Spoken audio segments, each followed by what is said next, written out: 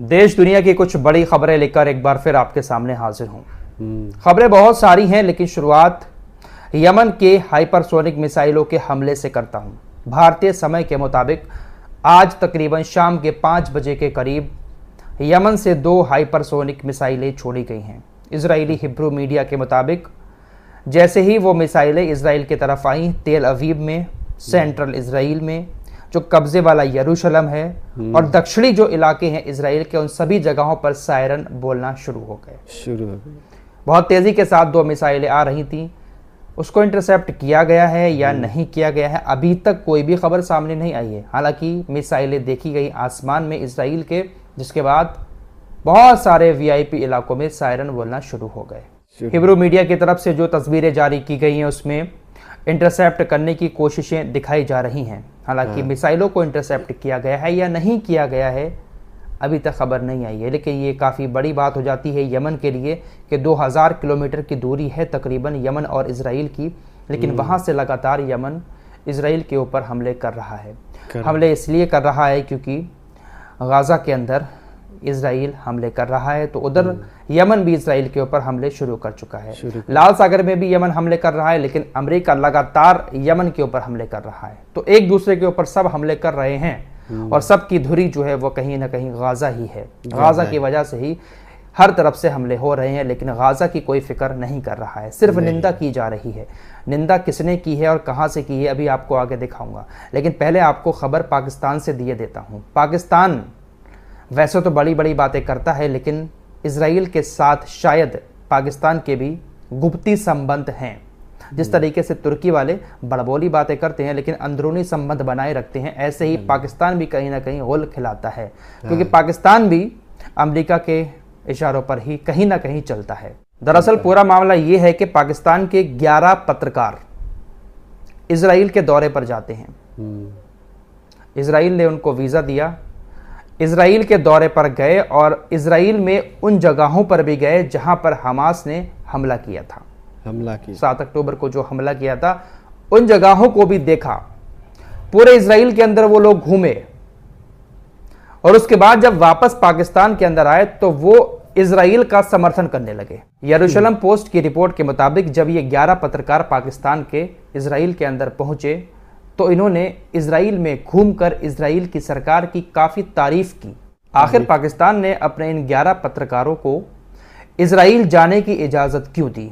क्या कोई गुप्ती डील पाकिस्तान और इसराइल के बीच चल रही है?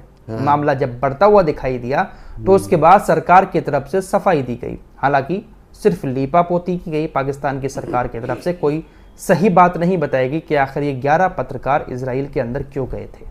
पाकिस्तानी विदेश मंत्रालय की तरफ से बयान आता है कि इस मामले की जांच की जा रही है, लेकिन अभी तक किसी तरह की कोई कार्रवाई पाकिस्तान के 11 पत्रकारों के ऊपर नहीं हुई है।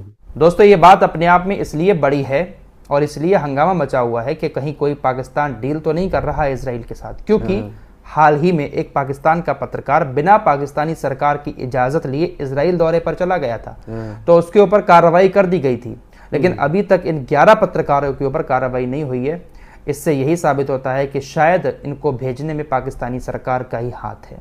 हो सकता है कि पाकिस्तानी सरकार इसराइल से कोई अंदरूनी डील कर रही हो। कुछ भी पॉसिबल है आज के ज़माने में। किसको फिक्र है गाज़ा की?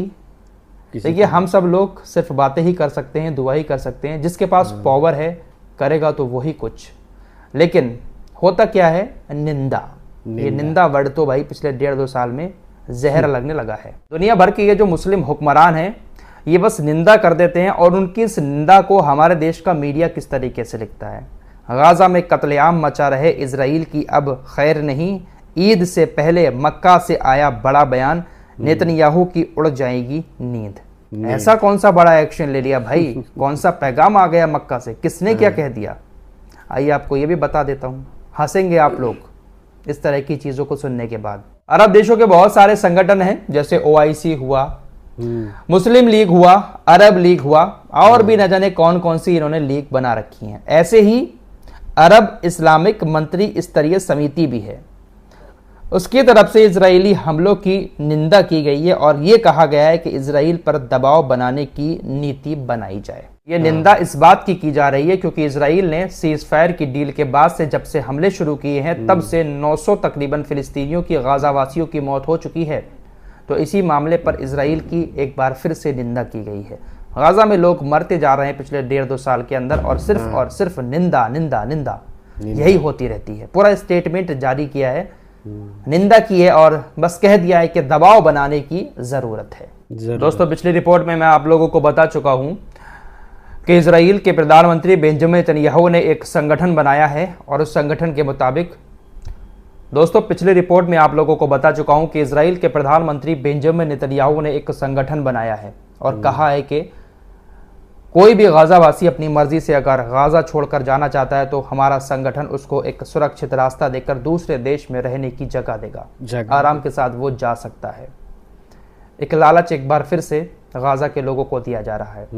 इस पर हमास की तरफ से कहा गया है, चेतावनी देते हुए कहा गया है कि हम एक भी इंच जमीन गाजा की इजराइल को नहीं देंगे। गाजा का एक भी जमीन का टुकड़ा हम खाली नहीं करेंगे और ना ही इजराइल को देंगे।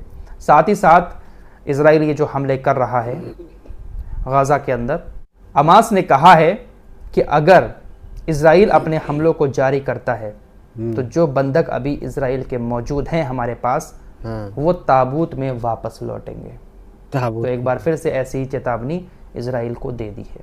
डोनाल्ड ट्रंप ने एक बार फिर से ईरान को धमकी देते हुए कहा है कि हम जो बातचीत का प्रस्ताव ईरान के सामने रख रहे हैं, ईरान को उसको एक्सेप्ट कर लेना चाहिए, वरना कठोर परिणाम होंगे ईरान के लिए। बातें अभी भी ऐसी ही की जा रही हैं।